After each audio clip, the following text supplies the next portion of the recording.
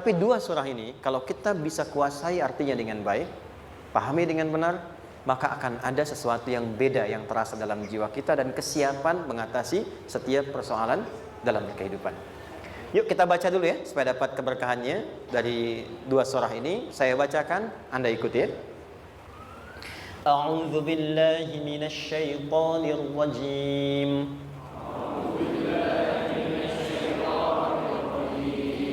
Bismillahirrahmanirrahim. Wadduha wal-laili idza saja ma wadda'aka rabbuka wa ma qala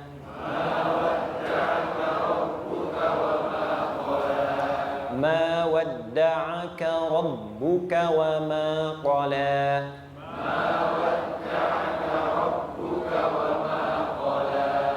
وللآخرة خير لك من الأولى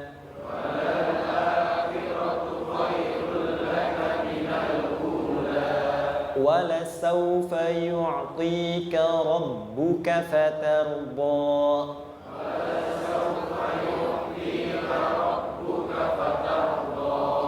ألم يجدك يتيما فآوى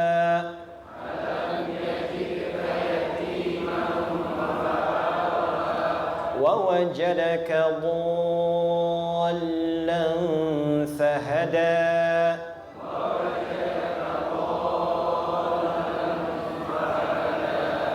ووجدك عائلا فأغنى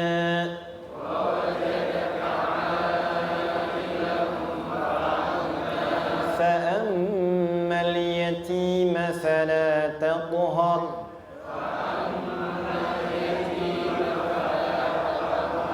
وأما السائل فلا تنهر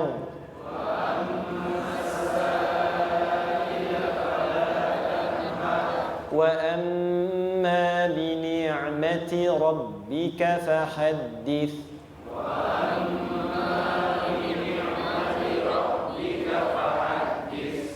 Satu surah dua, alhamdulillah.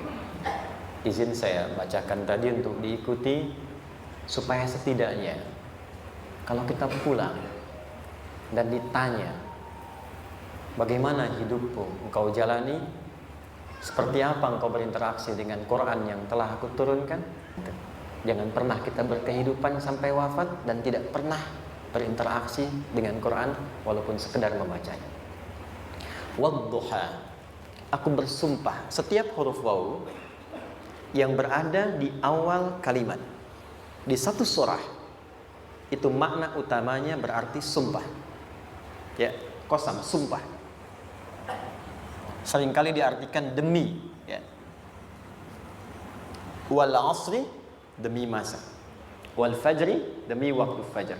Wal laili, demi malam. Intinya sumpah. Sebentar, pelan-pelan. Kalau Allah menyampaikan sesuatu kepada kita, yakin tidak? Saya ulang, yakin tidak? Serius?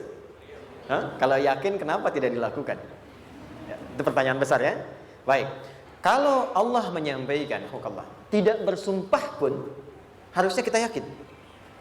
Tapi kalau Allah bersumpah, dalam kaidah ilmu tafsir, berarti ada sesuatu yang sangat penting, yang saking pentingnya akan sangat dibutuhkan oleh setiap hamba, sehingga diminta setiap hamba itu fokus menyimak apa yang mau disampaikan. Bahkan saking pentingnya menyimak itu, Allah bersumpah. Jelas? Jadi kalau teman-teman menemukan di Quran ada ayat dibuka dengan sumpah, berarti ada kasih Allah yang tinggi yang akan disampaikan di ayat itu sampai meminta kita fokus untuk menyimaknya. Ad-duha, untuk memudahkan maknanya, teman-teman kalau waktu duha itu jam berapa ya? Oke, sebetulnya dimulai sejak matahari itu mulai naik, yang memantulkan ya atau menyinari cahayanya itu mulai terasa lembut. Ya, kalau misalnya kita ambil 1,5 jam setelah subuh. Sekarang subuh 4:30 lah, taruhlah 4:30 ya. 1,5 jam berarti jam 6 kan? Nah itu awal duha tuh. Awal duha. Sampai ke pertengahan kurang lebih 9:30, jam 10. Akhir duha jam 11 sampai menjelang ke zuhur. Awal duhanya disebut dengan syuruk namanya. Syuruk. Jadi syuruk itu awal duha. Kalau sudah jam 6 ada cahaya matahari ya. Enak nggak ke tubuh kita itu? Nyaman nggak? Jam 8 enak nggak kalau berjemur ya? Jam 9 enak ya? Nah, ini kata kiasan dalam bahasa Arab. Kalau kita merasakan sesuatu yang enak, nyaman, memberikan manfaat yang banyak, itu orang Arab sering memberikan kiasan dengan waktu-waktu tertentu. Di antaranya duha. Jadi kalau kita menemukan kalimat duha, jangan langsung diartikan ke waktu duhanya. Boleh jadi yang diinginkan adalah makna di balik itu, yaitu semua kenikmatan dan kenyamanan yang didapatkan. Cara mengartikan ini, wadduha, aku bersumpah kata Allah, ya Muhammad, demi semua kenikmatan yang kau rasakan dalam hidup, seperti engkau merasakan kenikmatan cahaya duha itu. Jelas? Wal laili idza saja, dan aku bersumpah, al-lail, lail itu apa? Malam. Baik, lail turunannya, layali jamaknya, lela, lili, lala, itu malam. Jadi kalau ada ibu leli, ibu malam-malam ya. Al-lail. Oke. Lail itu malam. Malam gelap nggak? Gelap. Tapi kalau gelapnya gulita, tidak ada cahayanya, gelap betul gitu. Gelap ya. Misalnya sedang kita dapati misalnya satu momentum padam lampu, padam semua, dan pas gerhana misalnya gelap sekali. Nah itu bahasa Arabnya disebut dengan saja namanya. Ya, saja. Wal laili idza saja. Dan malam apabila telah gulita. Zaman Nabi kan gak ada lampu, ya, belum ada PLN, ya, dan seterusnya. Jadi gelapnya betul-betul gelap. Saya mau tanya sebentar. Biasanya kalau situasi gelap itu mudah nggak menemukan benda tertentu? Melangkah mudah atau sulit? Tidak mudah untuk dilakukan kan? Dalam bahasa Arab, kalau kita ingin mengungkapkan satu kegamangan yang luar biasa, sampai kita merasakan gelap dan sulit melangkah, bukan hanya karena nggak ada cahaya, mungkin karena ada pekerjaan tertentu yang menyulitkan, masalah tertentu yang menyulitkan, sehingga merasa seakan-akan kita tuh gelap, makan nggak enak, melangkah susah. Pernah nggak merasakan situasi yang saking beratnya satu beban itu seakan-akan makan nggak mau, melangkahnya berat, ada vertigo, kadang-kadang pusing. Pernah merasakan itu? Itu bahasa Arabnya walaili idza saja. Perhatikan kalimatnya, ya Muhammad sallallahu alaihi wasallam, aku bersumpah demi semua kebahagiaan dan kenikmatan yang engkau pernah raih, seperti merasakan kenikmatan cahaya duha. Dan mungkin persoalan hidup yang pelik yang membuat engkau merasakan kesulitan, seakan-akan merasa di suasana gelap yang gulita. Ma wadda'aka rabbuka wa ma qala. Tanamkan dalam jiwamu yang paling dalam, aku tidak akan pernah meninggalkanmu. Ada suami pulang dari pekerjaan, mendapati istri sedang termenung dan mengalir air matanya.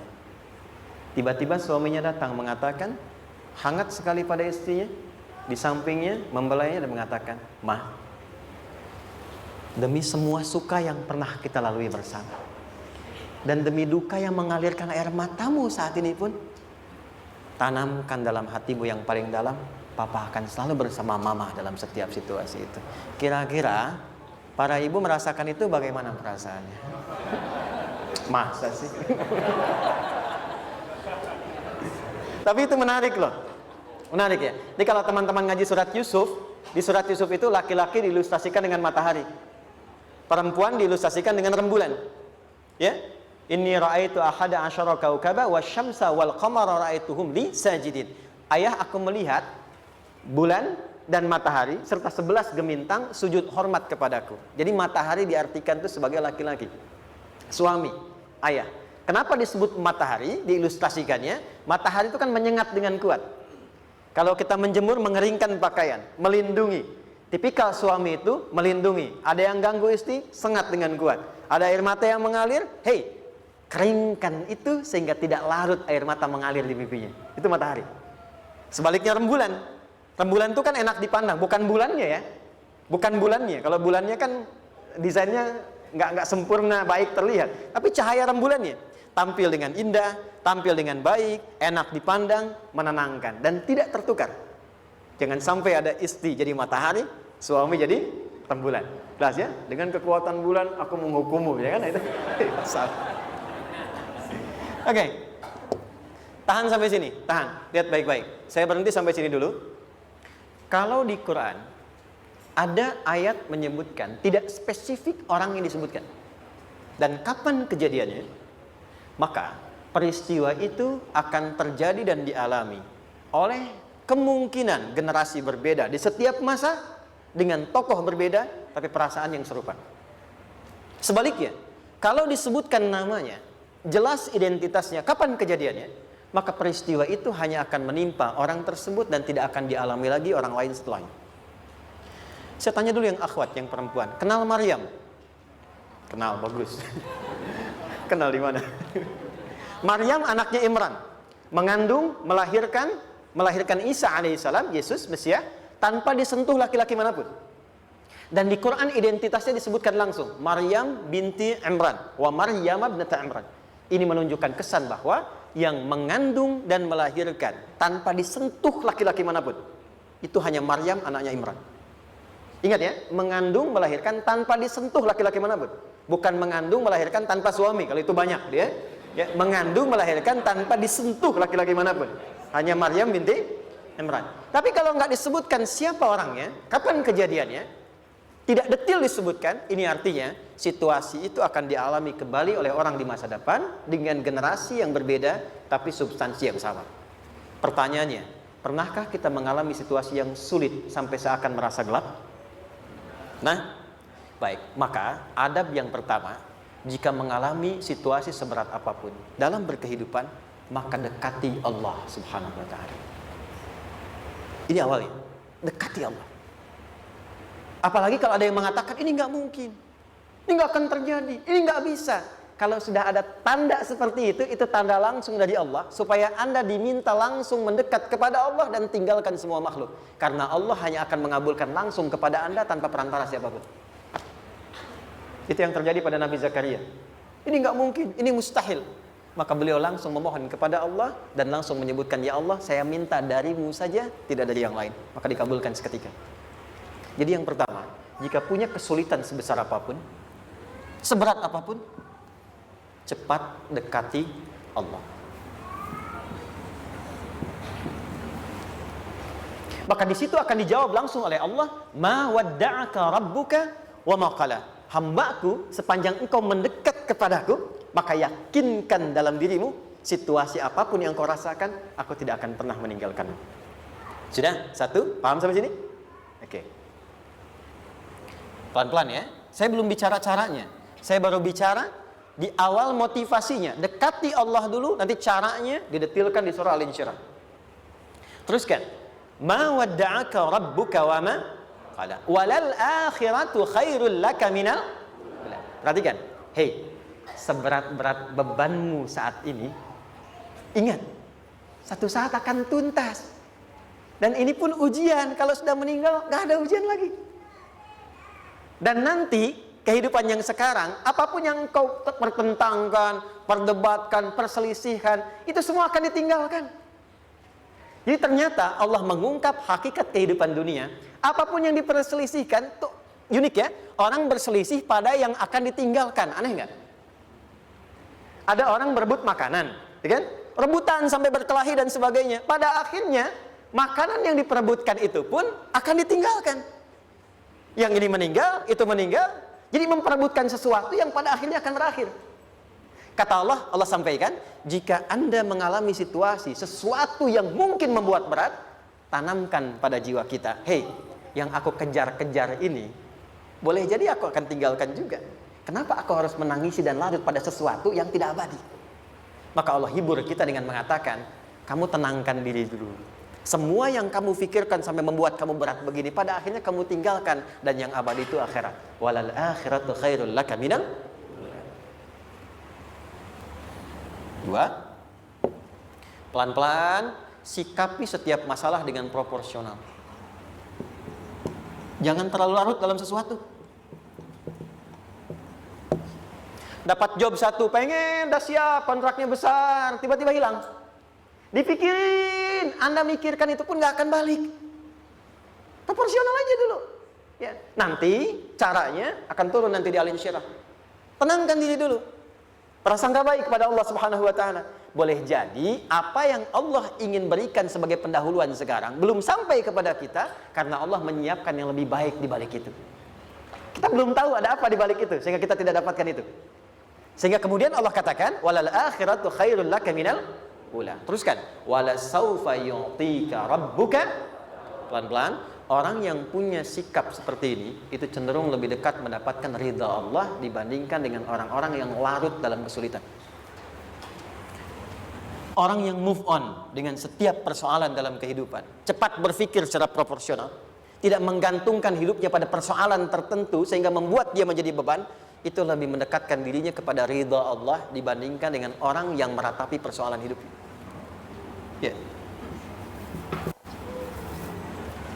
Pelan-pelan. Jadi spiritnya, kalau punya masalah apapun, jangan dilarutin terus. Gak usah diratapi, cepat move on. Berpikir lagi, rencanakan lagi. Nanti, detailnya ada di al-insyirah. Tapi poin besarnya, janji Allah mengatakan, kalau Anda bisa move on, proporsional, maka yang dijanjikan oleh Allah, di situ Allah percepat datangnya ridha Allah Subhanahu wa taala. Kalau ridha Allah sudah datang, maka akan dua yang diberikan. Pertama kali, ketenangan di dalam jiwa, dan yang kedua, kemampuan untuk berikhtiar lebih baik mencapai apa yang diinginkan. Satu, kalau ridha Allah sudah diberikan pada seorang hamba, yang pertama diberikan ketenangan dalam jiwa. Bukan dunianya dulu. Bukan apa yang Anda ingin harapkan dulu. Pengen sesuatu, ya, pengen materi, pengen kedudukan, pengen lulus anaknya ujian, ya kan? Tiba-tiba terjadi sesuatu, diratapin, alih-alih meratap, alih-alih membuat status, alih-alih menyulitkan diri, kata Allah, terima dulu proporsional. Setelah itu dekatkan diri kepada Allah, turun ridha Allah, begitu turun yang pertama diberikan ketenangan kepada hati. Tenang dulu. Kalau sudah tenang, nanti dibimbing menyelesaikan apa yang sedang dihadapi itu. Itu poin yang ketiga. Pelan-pelan. 4. Kita masuk ke detail sekarang. Perhatikan baik-baik. Ini yang paling menarik. Alam yajidka yatiman fa'awa. Muhammad SAW, bukankah dulu engkau yatim? Punya banyak masalah? Aku selesaikan juga. Ayahmu meninggal sebelum lahir, ada ibu. Ibu meninggal, ada kakek. Kakek meninggal, ada paman. Ya kan? Ada teman yang menemani Sayyidah Khadijah. Teman yang setia. Semua kebutuhan tersedia. Artinya apa? Perhatikan baik-baik. Kalau Anda punya masalah sekarang, jangan sampai melupakan yang dulu-dulu pun pernah tuntas Allah selesaikan. Jadi kalau sekarang sedang punya persoalan, jangan sampai satu masalah ini membuat Anda kehilangan harapan dan kehidupan. Sementara Anda sadar dulu pun banyak masalah kok selesai juga. Kenapa dengan yang satu ini kita harus jatuh? Sekarang usia berapa? 20, 30, 40, 50. Sekarang usia 50 tahun, ada masalah, baru 5 menit datang sudah merasa jatuh. Yang 50 tahun ke belakang yang banyak selesai itu kita nilai atau tidak? Maka kata Allah, seperti yang dulu pernah aku selesaikan ribuan masalah itu, yang sekarang pun mudah aku tuntaskan. Jelas? Nah, secara psikologi, orang-orang yang selalu bertindak seperti itu akan selalu punya harapan lebih tinggi untuk menyelesaikan persoalannya. Jadi kalau sedang punya masalah, pikirkan yang dulu juga selesai, masa yang sekarang nggak selesai. Itu prinsipnya. Secara psikologis demikian. Jelas ya? Oke. Wa wajadaka dhallan fahada. Muhammad, dulu engkau pernah mengalami melihat masyarakat banyak berbuat yang tidak baik, aku berikan petunjuk. Kuncinya fahada di situ. Orang yang punya motivasi kuat dan keyakinan untuk bisa menyelesaikan persoalannya, maka dia akan lebih cepat mendapatkan petunjuk Allah untuk mendapatkan solusi terbaik. Ada sini. Saya agak cepat ya, mohon izin. Wa wajadaka 'ailan fa'aghna. Bahkan, maaf, bukan sekedar selesai. Kalau perlu saya bikin kaya, kata Allah. Aghna itu kalau ilmu, ilmunya luas. Kalau harta, hartanya banyak. Kalau kedudukan, kedudukannya tinggi. Hei, engkau yang sedang mengejar kedudukan, aku tahan sebentar karena ada yang nggak bagus untukmu di sini. Tapi kalau kamu terima, aku angkat itu lebih daripada apa yang kamu harapkan. Kamu pengennya bintang 2, aku naikkan sampai bintang 4. Kalau perlu 5 sekalian. Hei, kamu yang ingin kampus di sini, aku tahan bahasa kamu nggak lulus, kamu nangis, kamu mengadu, kamu datang pada orang tuamu. Orang tua mulai protes, mulai curhat macam-macam, terima dulu. Mungkin di sini ada yang tidak baik seperti doa ibumu yang sering memohon, ya Allah, jangan sampai anakku berbuat yang salah, jangan sampai terjebak narkoba, jangan sampai terbawa tawuran. Di sini ada yang kurang tepat untukmu. Kalau kamu ridha, kamu terima, kamu proporsional, bahkan aku pindahkan ke kampus yang lebih baik yang tidak kamu bayangkan sebelumnya. Di orang-orang yang selalu menerima apa yang Allah ujikan dan ridha dengan itu, maka Allah akan angkat derajatnya bahkan melebihi ekspektasi dirinya. Paham? Kalau sudah seperti itu, maka lihat ujung ayatnya. Lihat ujung ayatnya. Fa'ammal yatima fala taqhar. Maka jangan pelit berbagi kepada orang lain. Share. Kalau sudah sukses, share. Berbagi, bukan hanya materi, bagi ilmunya, ya, bagi kebahagiaannya. Wa ammas sa'ila fala tanhar. Jangan sampai nunggu orang minta. Kalau lihat ada kawan yang butuh, sekarang Anda sukses. Tapi boleh jadi kesuksesan Anda itu tangganya dari teman-teman Anda. Kalau sudah teraih ke atas, lihat lagi anak tangganya ke bawah. Ajak teman, jangan ditunggu minta. Ajak, bawa dia, berikan peluang. Jangan sampai dia minta, apalagi Anda bentak-bentak. Aku kan yang dulu bantu kamu. Jangan sampai keluar kata-kata itu. Kamu bisa naik di atas karena aku kan yang dulu bantu kamu. Kamu bisa jadi pemeran utama karena aku yang rekomendasikan. Karena aku yang dorong kamu, misal. Jangan sampai keluar kata-kata itu. Apalagi langsung keluar, tidak. Ini karena ilmuku saja misalnya. Kalau itu bisa dilakukan dengan baik, lihat ujungnya. Wa amma bi ni'mati rabbika fahaddits. Maka semua nikmat yang dirasakan akan mudah untuk diimplementasikan dan disyukuri. Jadi semua nikmat itu bukan cuma dirasakan.